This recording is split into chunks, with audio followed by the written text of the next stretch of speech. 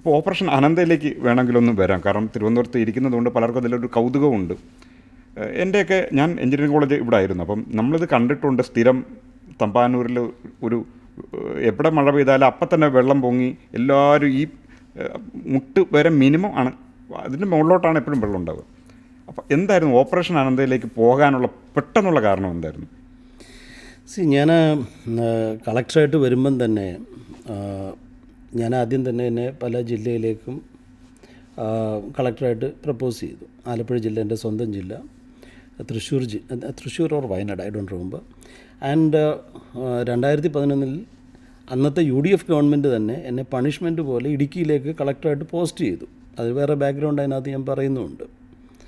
അത് വേറെ ആ കാരുണ്യ ഫാർമസിയൊക്കെ തുടങ്ങിയതുമായിട്ട് ബന്ധപ്പെട്ടിട്ടുള്ളൊരു ഇഷ്യൂലാണ്. പക്ഷെ ഞാൻ പറഞ്ഞു, എനിക്ക് കളക്ടറാണെങ്കിൽ തിരുവനന്തപുരത്ത് തന്നെ കളക്ടറായിട്ട് മതി. ഞാൻ തിരുവനന്തപുരത്തിൻ്റെ കുറച്ച് പ്രശ്നങ്ങളും തിരുവനന്തപുരത്ത് കുറച്ച് ഇമ്പ്രൂവ്മെൻറ്റ്സും പറഞ്ഞു. ബിക്കോസ് ഞാൻ ഇപ്പോൾ ഇന്ന് റിട്ടയർ ചെയ്യുമ്പോഴും ഞാൻ താമസിക്കാൻ പോകുന്നത് തിരുവനന്തപുരമാണ്. തിരുവനന്തപുരത്തിനേക്കാളും എനിക്ക് വേറെ കംഫർട്ടബിളായിട്ട് വേറെ അടുത്ത് പോകാനായിട്ട് എറണാകുളം എനിക്ക് ഭയങ്കര ഇഷ്ടമാണ്. പക്ഷേ കൊതുകടി കൊണ്ടാണെന്നുണ്ടെങ്കിൽ എനിക്ക് നിൽക്കാൻ പറ്റത്തില്ല. എനിക്ക് എറണാകുളത്തൊരു ഫ്ലാറ്റുണ്ട്, പക്ഷേ കൊതുകടി പോലും നിൽക്കാൻ പറ്റത്തില്ല. അതൊക്കെ നമ്മുടെ പ്രശ്നമാണ്, ഈ അഡ്മിനിസ്ട്രേറ്റീവ് ഫെയിലിയറാണ്. കോഴിക്കോട് അത്ര പരിചയമില്ല. പക്ഷേ എന്നാലും എല്ലാ കേരളം ഒരു 1996 തൊട്ട് കേരളത്തിൻ്റെ ഓരോ മുക്കും മൂലയും ഞാൻ പല പ്രാവശ്യം യാത്ര ചെയ്തിട്ടുള്ളതാണ്.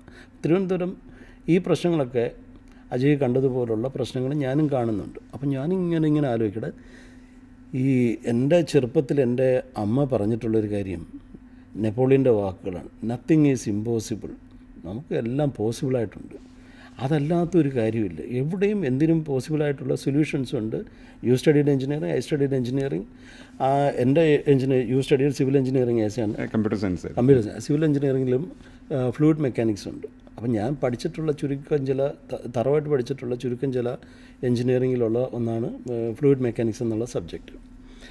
പിന്നെ അതെല്ലാം എൻ്റെ മനസ്സിലുണ്ട്. പക്ഷേ what is A real reason? പല റീസൺസ് പറയുന്നുണ്ട്. അപ്പോഴാ കളക്ടറായിട്ട് തിരുവനന്തപുരത്ത് വന്നു കഴിഞ്ഞപ്പോൾ രാത്രിയിലും ഒക്കെ ആണെന്നുണ്ട് വണ്ടിയുണ്ട്, ഡ്രൈവറും ഉണ്ട്. 24 hours കളക്ടറിന് വണ്ടിയുണ്ട്. അപ്പോൾ മഴ പെയ്ത് എൻ്റെ രാത്രിയിൽ ഉണർന്നു കഴിഞ്ഞാൽ അന്നേരം ഞാൻ വിളിക്കും, ഡ്രൈവറെ വിളിച്ച് നിങ്ങൾ പോകും. അങ്ങനെയാണ് ഇതിൻ്റെ കാരണം കണ്ടുപിടിച്ചത്. അപ്പോൾ ഇതിങ്ങനെ കണ്ടുപിടിച്ചിരിപ്പുണ്ട്. എനിക്കറിയാം, നോക്കിയപ്പോൾ ഒത്തിരി പേര്, വളരെയധികം ആൾക്കാർ എൻക്രോച്ച് ചെയ്ത് വെച്ചിരിക്കുകയാണ്.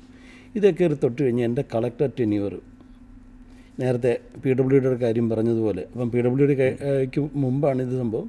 അതിനുള്ളൊരു വിവേചന ബുദ്ധി ഉള്ളതുകൊണ്ട് ഈ വലിയ പവർഫുള്ളായിട്ടുള്ള ആൾക്കാർ കയ്യേറിയിരിക്കുന്നത് തൊട്ട് കഴിഞ്ഞാൽ എന്നെ തെറിപ്പിക്കുമെന്ന് എനിക്കറിയാം. I was looking for an opportunity for that.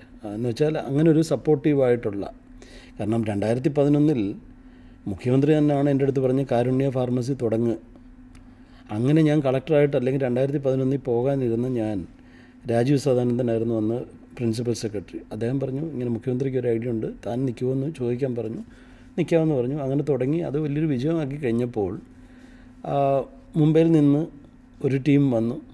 അവർ വന്നപ്പം ഞാൻ വിചാരിച്ചു മുഖ്യമന്ത്രിയൊക്കെ പറഞ്ഞതല്ലേ, എന്നെ മാറ്റത്തില്ലായിരിക്കും എന്നാണ് ഞാൻ വിചാരിച്ചത്. നോക്കിയിട്ടുണ്ടെങ്കിൽ ഞാൻ ഇടുക്കി കളക്ടറായിട്ട് വന്നു. ഞാൻ ലീവ് എടുത്ത് പോയി.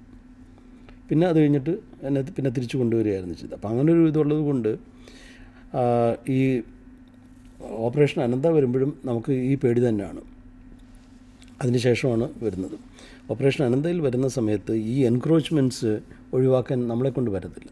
നമ്മൾ കൂട്ടിയാൽ കൂടത്തില്ലെന്നുള്ളത് അറിയാം. അപ്പോഴങ്ങനെ ഇരിക്കുന്നുണ്ടെയാണ് Shri GG Thomson chief secretary ആയിട്ട് വരുന്നത്. അപ്പോൾ അദ്ദേഹത്തിനെ അറിയാം, നേരത്തെ തൊട്ട് ഇവിടെ ഉണ്ടായിരുന്ന സമയത്ത് അറിയാം. വളരെ ഡൈനാമിക്കാണ്, നമ്മൾ കാര്യങ്ങൾ പറഞ്ഞു കഴിഞ്ഞാൽ മനസ്സിലാകും. അപ്പോൾ ഞാൻ അദ്ദേഹത്തിൻ്റെ അടുത്ത് പറയാനുള്ള കാരണം, ഒരു മഴ ഉണ്ടായി 2015 ഏപ്രിലിൽ ഒരു മഴ ഉണ്ടായി. അതിനെപ്പറ്റി വളരെ മോശമായിട്ട് മനോരമ മെട്രോയിൽ ഒരാൾ എഴുതിയിട്ടുണ്ട്. അപ്പം ഞാൻ ഇതെൻ്റെ ഐപാഡിനകത്ത് ഇത് സ്കാൻ ചെയ്തിട്ട് ഞാൻ കൊണ്ടുവന്ന് അദ്ദേഹത്തിനെ കാണിക്കാം. അപ്പോൾ അദ്ദേഹം പറഞ്ഞു, എന്നെ ഒരാൾ വിളിച്ചിരുന്നു, മേ ബി ഇയാൾ തന്നെ ആയിരിക്കും, എഴുതിയ ആൾ തന്നെ ആയിരിക്കും, ഇതിനെന്താ പരിഹാരം? ഞാൻ പറഞ്ഞു, സാർ എൻ്റെ കൂടെ നടക്കാൻ തയ്യാറാണെങ്കിൽ ഞാൻ ഇതിൻ്റെ പരിഹാരം പറഞ്ഞുതരാമെന്ന്. And we walk from bakery junction up to Kannammoola. എത്ര കിലോമീറ്ററാണെന്ന് ആലോചിക്കണം. ഒരു ചീഫ് സെക്രട്ടറി അങ്ങനെ എൻ്റെ കൂടെ വന്നിട്ടില്ല, അല്ലെങ്കിൽ അങ്ങനെ വരാനായിട്ട് മെനക്കെടാറില്ല. ഒരു സെക്രട്ടറി പോലും നമ്മൾ പലപ്പോഴും കണ്ടിട്ടുണ്ട്.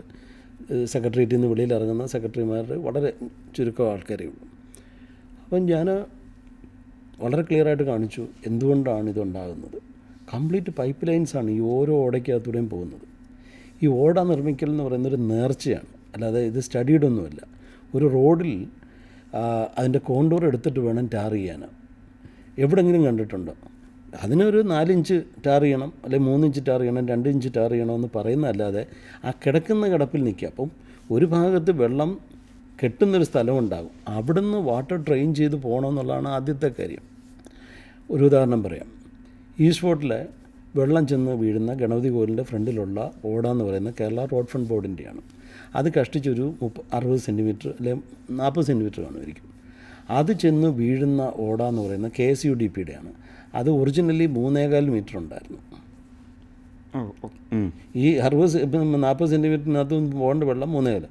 അത് ചെന്ന് കയറുന്നത് പത്മതീർത്ഥക്കുളത്തിൻ്റെ അടുത്ത് അഭയാനന്ദാശ്രമത്തിൻ്റെ ഫ്രണ്ടിൽ കൂടെ പത്മതീർത്ഥക്കുളത്തിൻ്റെ അവിടെയുള്ള PWD ഓടയിലാണ്. അത് അഗെയിൻ 40 സെൻറ്റിമീറ്റർ, 40 മീറ്റർ അല്ല 40 സെൻറ്റിമീറ്ററാണ്. അത് അഗെയിൻ 40 സെൻറ്റിമീറ്റർ. അപ്പം 3.25 മീറ്ററിൻ്റെ ഓട കൊണ്ട് വല്ല പ്രയോജനമുണ്ടോ? അത് കഴിഞ്ഞിട്ട് ഇത് വീഴുന്നതെന്ന് പറഞ്ഞാൽ തെക്കിനിക്കര കനാല, അതിൻ്റെ വീതി എന്ന് പറഞ്ഞാൽ 4 മീറ്ററാണ്. 4 മീറ്റർ ഡെപ്തും ഉണ്ട്. അപ്പോൾ ഈ ഏതെങ്കിലും ഒരു ഏജൻസി എവിടെയെങ്കിലും ക്ലീൻ ചെയ്തിട്ട് കാര്യമുണ്ടോ?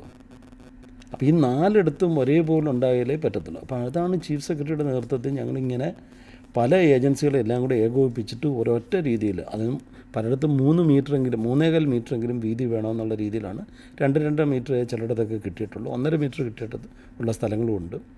അപ്പോൾ ഇത് ഒക്കെ ചെയ്യണമെന്നുണ്ടെങ്കിൽ ഏകോപിപ്പിക്കണം. അങ്ങനെ ഒരു ഐഡിയ കാണിച്ചു കൊടുത്തു കഴിഞ്ഞപ്പോൾ അദ്ദേഹം മന്ത്രിസഭയിൽ അത് കാണിക്കുകയും മന്ത്രിസഭ അതിന് അനുമതി കൊടുക്കുകയും ഞാൻ പറഞ്ഞു എന്നെ മാറ്റത്തില്ലല്ലോ, മാറ്റത്തില്ല എന്നാണ്. അങ്ങനെയാണ് തുടങ്ങുന്നത്. എന്നിട്ട് പോലും മാറ്റാൻ ശ്രമിച്ച ഒരു ഇൻസിഡൻറ്റിനെ പറ്റി ഞാൻ ആ ബുക്കിനകത്ത് പറയുന്നുണ്ട്.